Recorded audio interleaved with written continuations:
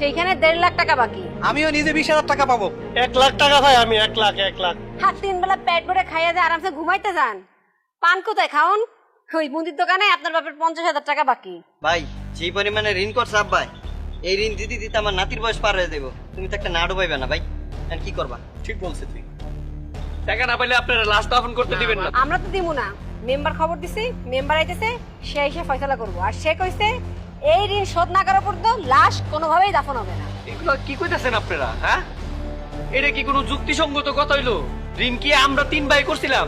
ঋণ তো করছে আব্বাই, এখন হ্যাঁ মরে গেছে। হ্যাঁ টাকা হ্যাঁ কেমনে দিব না দিব এটা হ্যাঁ ব্যাপার আছিল।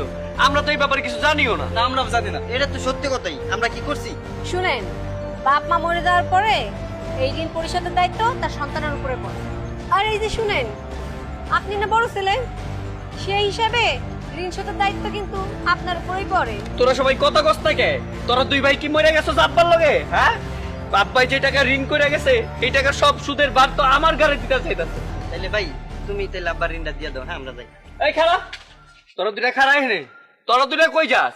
আব্বার 1 টাকা যদি আমিও খাই দেখি, তোরা দুইজনে তো 1 টাকা 2 টাকা খাইছস। আমরা হ্যাঁ তো কম খাইছি, আমি ছোট না। শোন,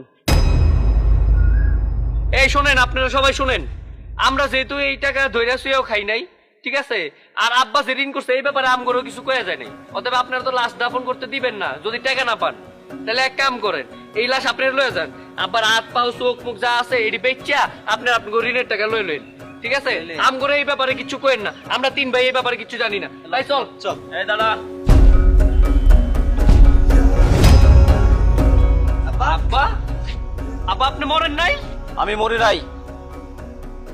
আমার কোনো দেনা